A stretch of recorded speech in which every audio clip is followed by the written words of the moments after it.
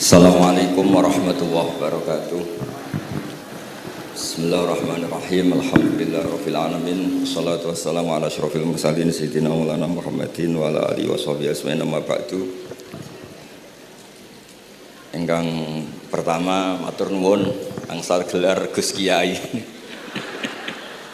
Dados pun sempurna niki. Nggih, teng ngarsa para keluarga besar Mbah Munawir, keluarga besar Mbah Limakmum, sedanten mawon ingkang kula hormati, ugi alumni senior wonten Mbah Mus, Mbah Idris, sedanten keluarga ingkang kula hormati. Wau Mbah Mus cerita mergi menangi Mbah Limaksum. Kula sesuai kontrak baca kitab karangan Mbah Limaksum. Kula pernah digojlok seorang wartawan. Kados ceritane Mbah Mus wau. Saking menyatunya fikih dengan perilaku niku maling mawon bermadhab. Dados wedhus niku nak teng jaba iku ilang, tapi nak babi iku mboten. Mergi maling niku ngerti nak babi iku haram, wedhus niku halal. Pas penjaraan teng Jakarta nggih ngoten, wonten tiyang jarah babi. Jangan ini haram, kambing saja. Jadi saking menyatune pendidikan Islam niku maling mawon tesih gadah madhab. Dinak nyolong niku wedhus mergi halal, ampun nyolong napa? Babi. Niku kisah nyata, kula nate dolan teng daerah mriki. Kenapa ini di luar kalau itu di dalam? Oh, kalau ini di luar enggak ada yang nyolong, Gus. Tapi kalau di mergo sing njaba niku babi, sing jero wedhus. Mergo jare malinge tesih bermadhab.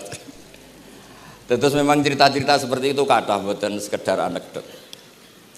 Sementing kula badhe crita tentang zuriyah-dzuriyahipun Mbah Limaksum wonten sing nom-nom lah sing kula wani ngandani wonten Mas Hilmi, wonten Mas Zaki, wonten sedanten Mas Afif.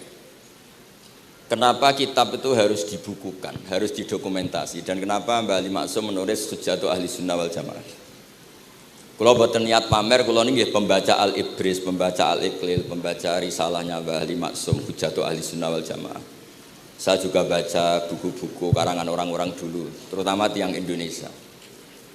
Karena Mbah Mun sering pesen wa ma arsalna mir rasulin illa bilisani qaumi. Jadi orang itu jadi rasul itu pasti dengan gaya atau budaya masyarakatnya.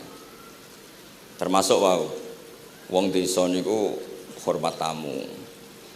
Nah ning kota niku bentuk hormatnya beda. Mulane wonten kiai desa muni fal yukrim jarahu iku nak ketemu tonggo takok, nak ora takok sombong. Nak kiai kota walian, nak ketemu tonggo aja takok, iku ganggu privasine wong. Dados makna ikram tetep, tapi implementasinya bilisani qaumi. Orang kota itu kalau sering ditanya itu mesti protes karena privasinya terganggu. Tapi kalau di kampung itu suka ditanya karena itu dianggap keramahan. Makanya kula niku termasuk orang yang jarang bertamu. Mergi kula gadah trauma kalian kakakipun Gus Yofur Gus Kamil. Beliau berkeyakinan silaturahim itu sae. Dolani alumni. Bareng didolani assalamualaikum matur nuwun Gus rawuh. Niku alumni niku ilang, awan-awan Gus. Mergo kepengin hormat nyembelih ayam, ayame jek dolanan. Pitik itu teng desa kan pacare kuwathas, golekane angel. Bar salam niku ilang sampai sak jam. Bali runtusen, pitike mboten kecekel. Akhirnya ngapunten Gus mboten saged hormat, ngapunten mboten saged hormat. Itu bukti bahwa implementasi syariat Rasulullah itu juga harus dipikir. Ojo pepe seneng silaturahim, santri alumni melarat kerja teng pabrik jam 09.00 didolani. Akhirnya mikir, sitok kiaiku, sitok bosku. Nak hormat kiaiku diamuk bosku, nak hormat bosku gak hormat kiaiku. Hal-hal seperti ini kemudian melahirkan satu kearifan setiap kiai di era masing-masing. Terus kula mboten berargumentasi membela diri niku mboten, tapi memang bapak kula kesaksiane Mbah Mus, beliau teman bapak kula niku seneng silaturahim. Teriyen bapak sering dawuh teng kula. Sok kowe ya ora kaya aku. Mbah Mun sering dawuh teng kula, kowe ya aja kaya aku, wong beda zaman. Karena tadi dolan ning santri sing mboten enten, assalamualaikum terus ilang ngejar pitik awan-awan. Pitike nggih macam-macam kegiatane pitik. Intine mboten kecekel. Kemudian niki teng kanca-kanca teng adik-adik sing hafid sing hamalatil Quran. Kula pesen belajar niku nggih, belajar sisi belajar itu harus cari sisi ekstrimnya. Kalau bolak-balik matur di berbagai kesempatan. Wow, kekhawatiran Mbah Mus kalau ada orang hanya kembali ke Quran itu memang bahaya sekali. Bayangkan kalau ada orang misalnya hanya mengharamkan al-jam'u bainal ukhtain, karena itu yang disebut Quran wa antasma'u bainal ukhtain. Jadi yang haram itu menikahi kakak dan adiknya, adik dan kakaknya sekaligus. Di situ tidak ada penjelasan perempuan dan budenya, perempuan dan mbahnya. Kemudian zaman Nabi Sugeng hanya ditambahi wala binal mar'ati wa ammatiha, wala binal mar'ati wa kholatiha. Dan tidak boleh menikahi perempuan pesbuliknya atau budenya. Nabi sempat melarang. Karena kula sebagai lelaki niku jek masuk lah. Misalnya bojone jenengan umur 17 tahun, bulike umur selawe 17 jek mungkin masuk lah dalam definisi biologis itu masih masuk. Dan Nabi tidak pernah menambahkan wala binal mar'ati wa jaddatiha. Karena kalau istri kita umur 20, banyak mungkin umur 70. Itu kira-kira enggak usah dilarang ya ora kepikiran. Jadi orang kepikiran ya rada sableng.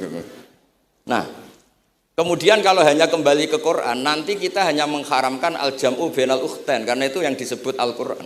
Wa antasma'u bainal ukhtain. Lalu lahirlah pakar-pakar balaghah.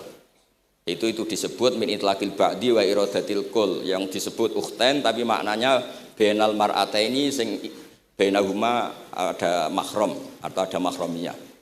Antasma'u al mar'ataini sing bainahuma mahramiyatun.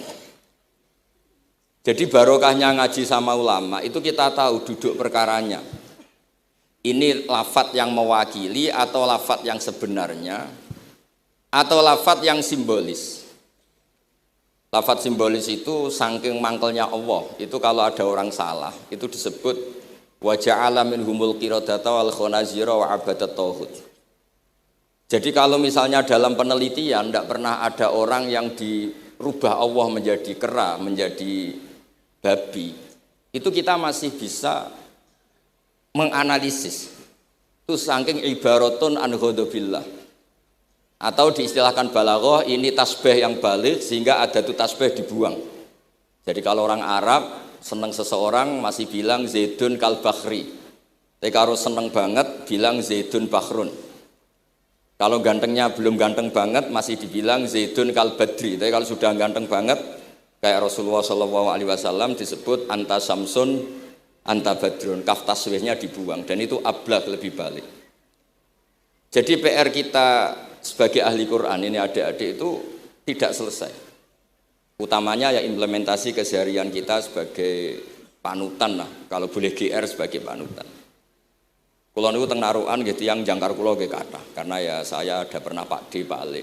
Kulo nggih tiap hari nggih teng Tegal nggih, malam pun terencanakan ambek uzlah dadi kulo niki mun matur Gus Afif. Niki kontrak kulo pun bar kitabe Bali ben diwaca putu-putune, kok enak ngongkon wong liya terus. Terus ngengken tiyang ngeten iki ya rodok masalah saja. Jadi kitabe bae diwaca putune. Dulu itu biasa. Taqiyuddin As-Subki ngarang kitab disarai putrane. Dulu itu biasa.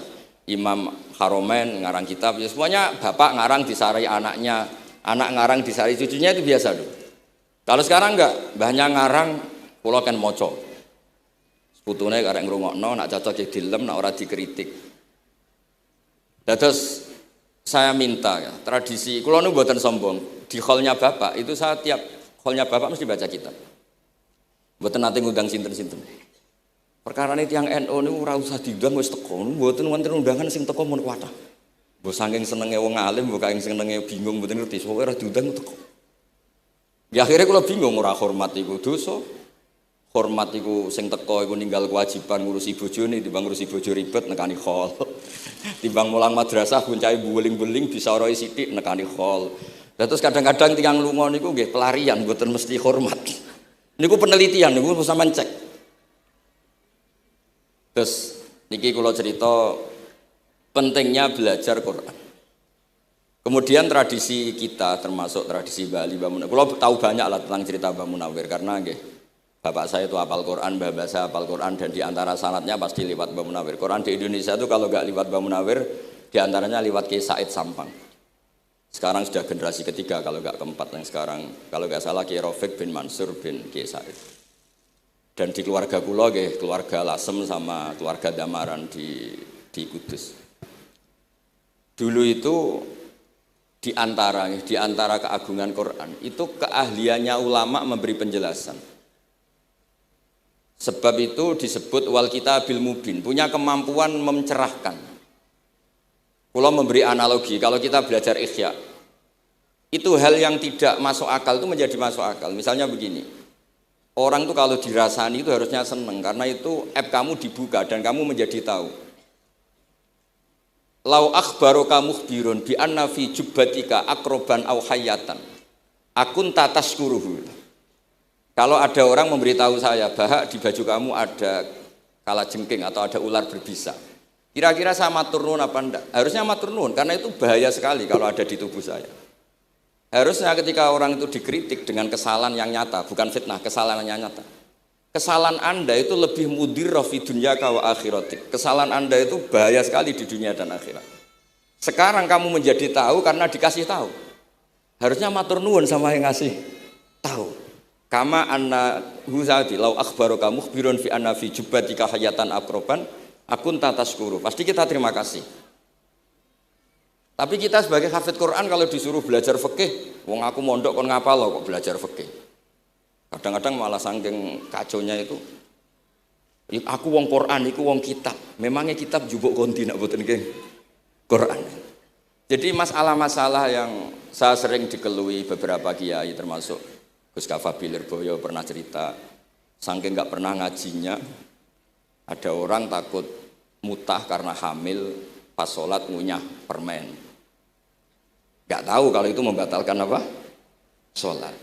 Jadi banyak cerita-cerita nyuwun sewu tanpa ingin tangkis merendahkan hafidh-hafidhah kita, hamalatul Quran, hamilat ini ada masalah fiqhiyah keseharian. Kalau dulu itu udah ada. Kunna nata'allamul Quran, kunna utinal iman qoblal Quran. Kita ini dikasih iman dulu baru dikasih Quran sehingga iman kita mantep. Baru belajar Quran. Fana ta'allamuha asra ayat. Dulu kalau mengistilahkan Quran memang pakai dhamir muannas karena artinya ayat. Terus dan kita tidak beralih hatta nata'allama halalaha wa haramaha. Dan kita tidak beralih sebelum tahu halalnya mana, haramnya mana. Ini penting karena ada hal-hal yang sifatnya itu fatal kalau tidak ngerti. Misalnya tafsir. Itu ada ayat wa min thamaratin nakhili wal a'nabi tattakhiduna minhu sakaron. Ketika khomer belum diharamkan, itu masih Allah imtinan. Imtinan itu menyebut nikmat. Di antara nikmat itu disebut tattakhiduna minhu sakaron. Kamu itu kalau punya buah anggur bisa agak-agak ngefly dan itu bisa melupakan problem Anda. Kemudian ketika perang, itu orang Islam itu sadar, yang orang kafir itu agak sakau, agak sakaron. Kalah dia pede, yang orang Islam enggak pede karena sadar. Akhirnya masih ada jawaban kul fi ma ismun kabir wa manafi'u linnas, termasuk terus kendel. Akhirnya ya sama-sama agak ngefly, sebagian ya tidak semuanya. Sehingga haramnya khomer itu sampai 3 kali periode. Nah, pernah haram hanya kalau mendekati sholat, la taqrabus sholat wa antum sukaro. Tapi kalau mau sholat duhur ya nyakonya itu jam 7. Jangan setengah 12 nanti masih kuliah yuhal kafirun a'budu ma ta'budun wa antum abiduna ma. Karena peristiwa itu baru terakhir diharamkan tanpa catatan. Nah hal-hal seperti ini misalnya saya ini Mbah Mus sering ngendikan, Pak Kures juga sering ngendikan. Saya tidak percaya terjemah kata Mbah Mus. Ya karena kalau terjemah itu berdiri sendiri ada ayatun mansukhoh atau ahkamun sing mansukhoh atau hukmun sing mansuh. Kebetulan anak ini belajar yang mansuh, dia tidak ngerti nasihnya, yaitu terus dipegang. Katanya memegang Al-Quran. Padahal hukum itu sudah diganti sama Allah Ta'ala, disebut nasah mansuh. Sehingga dulu kalau Sayyidina Ali ngecek beberapa masjid, ada guru atau ustadz, kamu pengajar Quran iya. Apakah kamu ngerti nasah mansuh? Enggak. Jawabnya Sayyidina Ali, halakta wa ahlakta. Kamu sendiri rusak dan kamu merusak orang lain.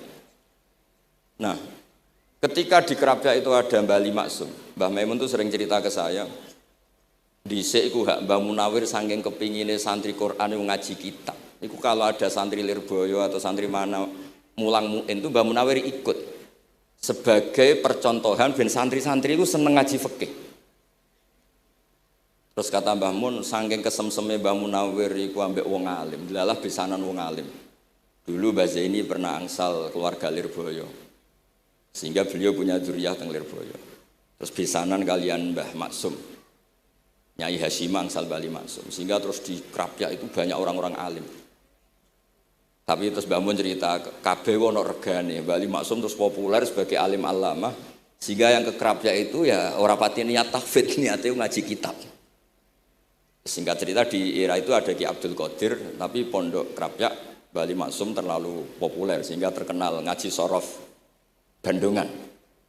Sehingga dulu di Indonesia itu ada sorofnya Mbah Ali Maksum, ada sorofnya Mbah Maksum Ali Kuaron itu. Nah yang sorofnya Mbah Ali Maksum ya fa'ala yaf'ulu uf'ul. Kalau sorof di Mbah Maksum Kuaron fa'ala yaf'ulu fi'lan.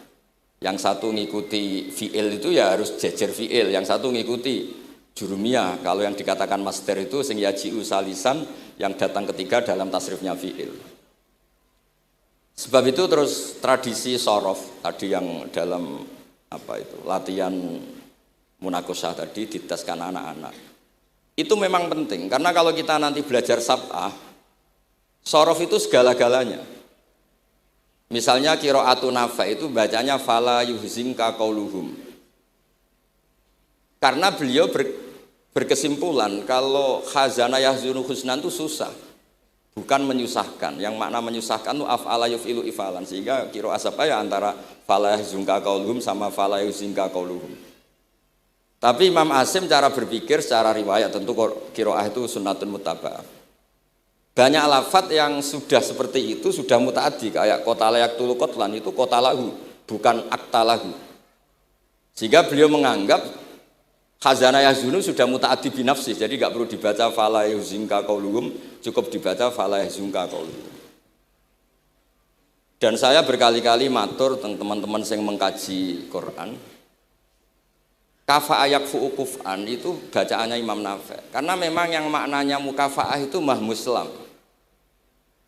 Tapi orang Quraisy itu enggak suka hamzah.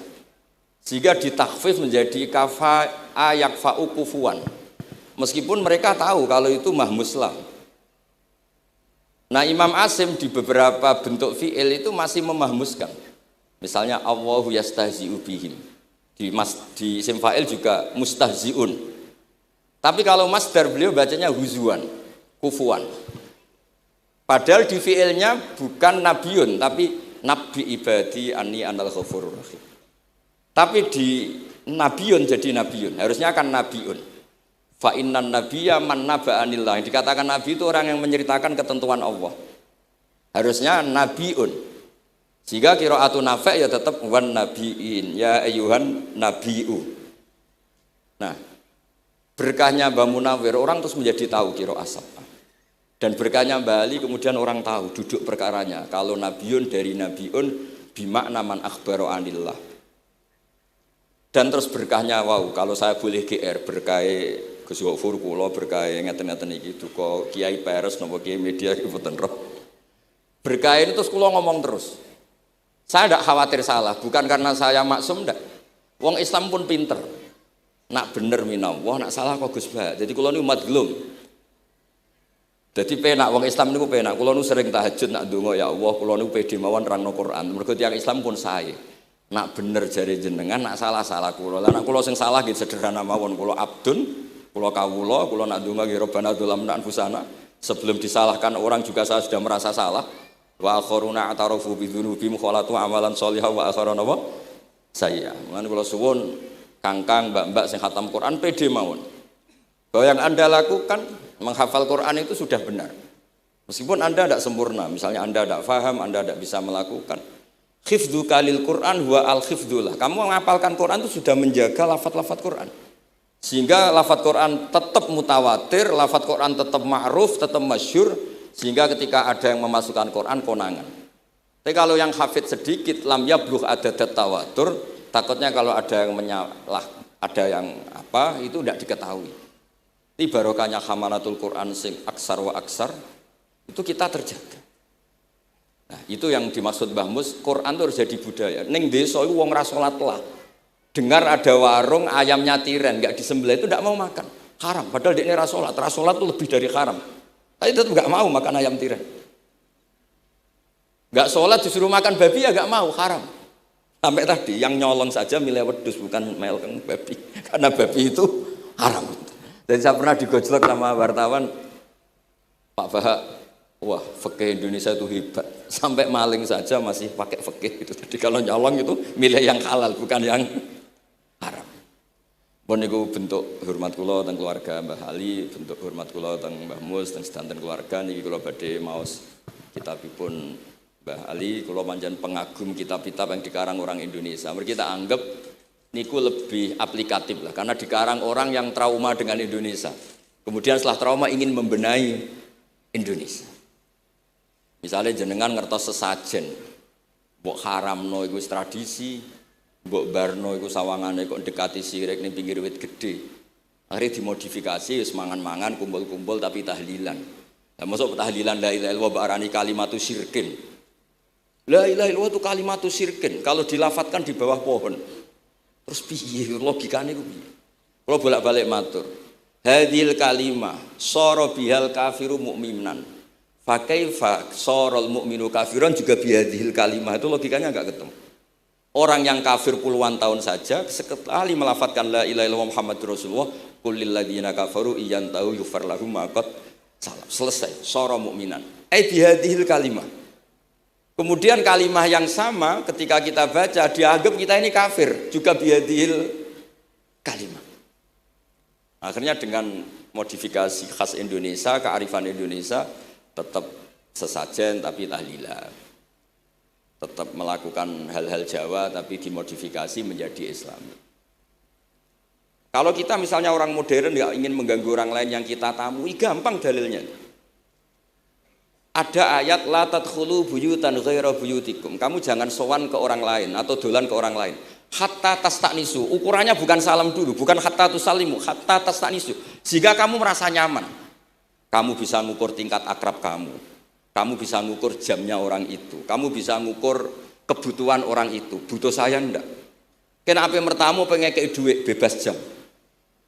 Atau kamu orang cantik yang kamu tamoni sing seneng kue bebas jam. Tapi aku apa nagih hutang. Mertamu orang yang kamu tagih itu mesti kamu dianggap problem. Atau mertamu orang yang enggak akrab di jam istirahat, tentu kita dianggap problem. Makanya ukurannya Quran tuh hatta tastanisu. Kamu merasa nyaman. Istiqnas itu nyaman, enjoy. Kayak saya dolan di Gosofur kan akrab mulai kecil teman saya. Mungkin bisa ngabaikan jam. Jadi kalau saya dolan di kiai yang enggak kenal saya, mungkin kedatangan saya dianggap problem karena di jam tertentu.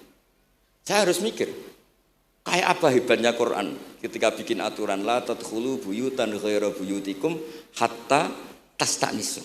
Setelah nyaman enggak apa-apa waktu salimu, jangan salam dulu. Istiqnasnya enggak kena, salamnya geger. Akhirnya banyak kiai keselak. Assalamualaikum pas makan, enggak dijawab Assalamualaikum. Nah, hal-hal seperti itu harus santri-santri ini kalau niat ngandani lari-lari, mboten niat ngandani kiai-kiai. Harus waqaf fil qalb, harus warasikhuna fil ilm. Tahu betul kualitas hatta tastanisu. Kamu itu merasa nyaman istiqnas. Kemudian rasa nyaman ukurannya apa ya? La doror wala diror. Kamu tidak ganggu diri kamu sendiri, juga enggak mengganggu orang lain. Sehingga setelah itu semua baru watu salimu ala ahliya. Nah, andai kan kita ya tadi dawe Mbah Mus, kita semua sudah seperti itu. Kalau mertamu di orang ya kita ngukur tingkat akrab kita, tingkat dibutuhnya kita. Sehingga di tradisi NU itu ya dolan kiai pendak diundang karena itu pasti diinginkan. Wong kula nate diceritani pernah misanani Mbah Mun. Kula nate Gus ditiliki Mbah Mun mboten seneng. Kena apa? Beliau pas khutbah Mbah Mun rawuh delalah Mbah Mun jarak salat ning saf awal. Bar niku tiyange meruntus meriang. Karena khotib tuh harus naik ke mimbar kudu ngandani taqwa usikum wa nafsi taqwa. Teng isore niku Mbah Mun. Walhasil terus loro terus wan yai. Mbah, nak dolan nggih dikira-kira, ampun pas Jumatan. Semenjak niku Mbah Mun Mbah Sahal itu nak Jumatan teng mburi. Mbah Sahal itu kalau Jumatan itu sudah komat gelar, beliau keluar dari mobil serenane itu. Miyos terus salat terus kondur. Kalau dulu janggal iki wong alim alama nak salat kok mburi. Ternyata itu enggak ingin jadi problem bagi khotib. Jenengan iso bayangno khutbah teng ngarepe Mbah Mus, terus kula munggah ngeten nyekel tongkat, usikum wa nafsi fi taqwa.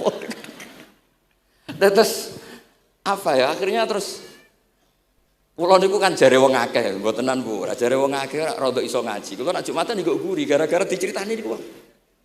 Ternyata khotibe ge cerita kula, matur nuwun Gus, pokoke nek pas Jumatan aja ketok. Dianggap musibah, kedatangan kula dianggap musibah. Nah, hal seperti itu ya ukurannya gampang, kata napa? Tastanis. Pun niki kula maos terakhir niki, Pak Don niki Gus Ilmi, Gus niku sing Gus Hafiz pokoke sing waris-waris niki. Niki cerita kemarahanipun Mbah Ali Maksum ngadepi firqah-firqah kelompok-kelompok sing mboten jelas nih. Oleh ngendikan niku kula masih ingat karena saya khatam kitab ini itu 2 kali. Nggih khatam tenan maksudnya kula sinaoni terus padanan dalil yang beliau sebut tak cari sampai ketemu bener-bener kula cari. Ya saya ulang lagi. Dalil padannya kula cari terus emosi-emosi beliau juga tak tulis karena beliau di antara yang diceritakan itu sampai ngendikan wahal bi jununun, kata beliau, apa saya ini sudah gila ketika saya fatwa misalnya orang nggak boleh ziarah Rasulullah Shallallahu Alaihi Wasallam, itu artinya menghalangi orang ketemu nabinya. Makanya bener Mbah Mus tadi ada orang tuh debat wiridan itu sunat atau ora, dalile piye. Terus ada orang yang provokasi gini, kamu dikatakan bid'ah setelah sholat gak wiridan, kowe iku ben ora nyebut Allah. Terus kepikiran matur kula, wis Agus bar sholat itu pokoknya aku wiridan. Cek bid'ah cek ora, wong kok ora oleh eling Allah. Wis gak usah dalil-dalilan. Dadi pertama diprovokasi, wiridan model ngono iku ora ono sanate, ora ono hadise. Singkat cerita seorang ini meninggalkan wiridan. Terus ketemu orang NU yang kebetulan rapati iso ngaji tapi pinter logika. Kowe ora tau wiridan saiki nek bar salat, ora tau, enggak ada hadisnya gini-gini. Kowe iku dibodoni, ben kowe iku ora tau nyebut Allah, ora eling Allah. Muring-muring tiyang niku. Akhire angger bar salat wiridan. Mboten dalil-dalilan cara Mbah Mus, mboten dalil-dalilan. Lah niki nak cara Mbah Maksum istilahno betapa kaconya orang sing yahulu bainahu wa baina nabi, memisahkan orang itu dengan nabinya Muhammad sallallahu alaihi wasallam. Kata Mbah Ali, walazima kadzalik ayyakuna ulamaul Islam min awali hadil umma ilal yaumi fi khata'in azim haitsu annahum ya'taqiduna fi kutubihim ad-diniyah al-abwab wal fusul yadhkuruna fiha ziyaratahu sallallahu alaihi wasallam.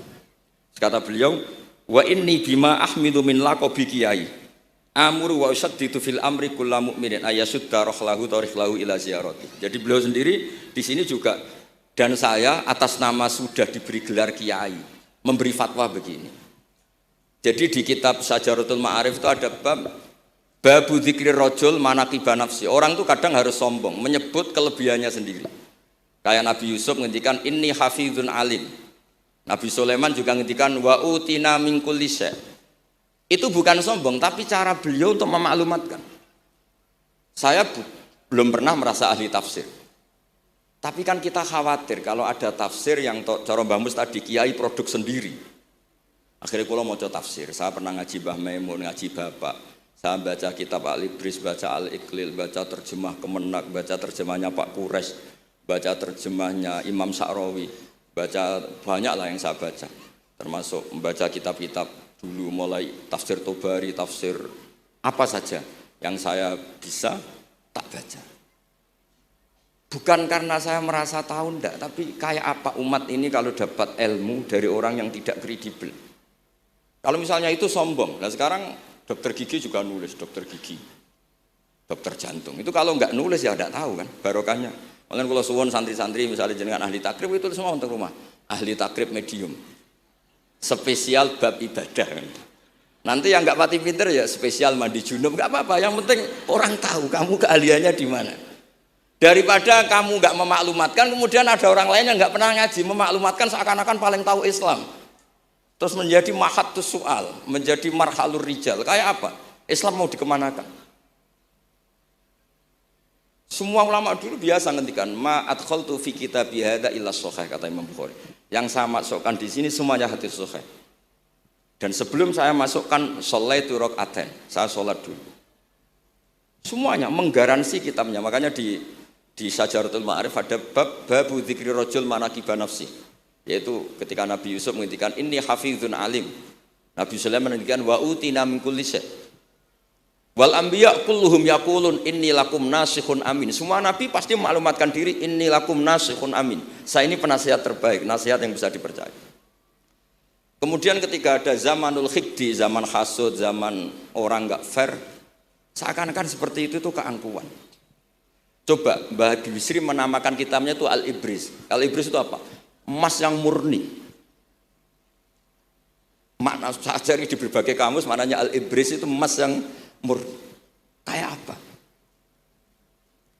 Semua kitab juga dinamai dengan nama-nama keren. Al-Iqlil, Al-Ibris, Fathul Bari. Jadi enggak apa-apa. Kayak ini juga dinamai Hujjatu Ahli Sunnah wal Jamaah, argumentasi mazhab Ahli Sunnah wal Jamaah.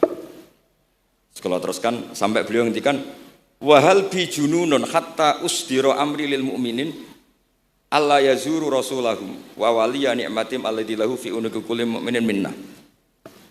Masa saya ini menjadi gila karena menfatwakan orang Islam tuh enggak perlu ziarah ke Rasulullah sallallahu alaihi wasallam. Terus kata beliau, la yadri madza yaf'al annahu yaqulu baina ibadillah wa baina rahmatillah. Fa innahu sallallahu alaihi wasallam rahmatullah lil alamin. Fal ya'rif dzalik ulaikal maniun liya'lamu fi ayyi mauqifin hum. Terus Bali itu juga yang katanya seneng guyon, kula mboten menangi Bali tapi nate pirsa nate ngertos pas beliau rawuh di mbah saya di Pernambah kula teng kene Al Wahdah teng Lasem. Kula kecil tuh menangi Mbah Ali, menangi Mbah Hamid. Karena Mbah Hamid itu masih sepupu mbah saya. Semua yang di sini juga masih keluarga saya, sama-sama Bani Abdul Aziz. Itu yang katanya Bali seneng guyon tadi di bab-bab seperti ini ngendikan wahal bijunun. Apa saya ini sudah gila melarang orang bertemu nabinya. Kemudian mereka berdalih takut menuhankan nabi itu tidak akan terjadi. Kata kitab Ithaf hadil ummah maksumah. Umat ini akan dijaga Allah, tidak akan menuhankan Rasulullah SAW kayak kaum Nasrani menuhankan Isa. Kata kitab Ithaf bibarokati sighatis sholawat, dengan barokahnya sighat sholawat. Beliau ngendikan wan nabiyyu sallallahu alaihi wasallam wa in jalla qadru muhtajun ila rahmatihi ta'ala. Sighat sholawat itu kan unik. Allahumma, Allah itu Tuhan, sholli ala sayyidina Muhammad. Hadzal nabiyyu wa in jalla qadru muhtajun ila rahmatihi ta'ala. Jadi kita mengekspresikan mahabbah bahwa Nabi itu ahabbul khalqi ilallah. Di saat yang sama kita tetap bilang Allah yang Tuhan tolong selalu beri sholawat dan rahmat ke Rasulullah. Berarti duduk perkaranya tetap Allah sebagai Jalla Jalaluh, Nabi apapun mulianya abduhu wa rasuluh. Jadi sholawat itu sudah syarat yang insya Allah tidak akan menjadikan hadil ummah mengkultuskan Nabi hatta rafa'uhu ila darajatil uluhiyah. Karena barokahnya syarat sholawat tetap Allahumma al-mu'ti wa nabi wa injalla qadruh al-mu'ta yang dikasih. Jadi hadis syarat itu sudah syiwatul tauhid, syiwatul mahabbah, syiwatul alaqah baini wa baina Rasulillah sallallahu alaihi wasallam. Kayak apa hadil ummah? Ya tapi tadi bener dawuh Mbah Mus. Nerangno ngene iki bagiane kiai ning desa rasa diterangno wis sholawatan. Jadi kepenak rasa dalil-dalilan sholawatan. Tapi memang resiko gak ada yang menerangkan suatu saat kalau ada itsaratus syubhat itu terus mereka bahaya. Makanya ada yang ngalahin nerangno sepatus ini masih terjaga. Terus niki kula nyuwun sangat, kula niku pancen bapaknya bapak saya. Bapak saya semane Mbah Nur Salim gadah bapak namanya Mbah Nur Samduko niku sepuhe niku seneng uzlah. Kula niku duka niat sepundi tapi memang mungkin faktor gen.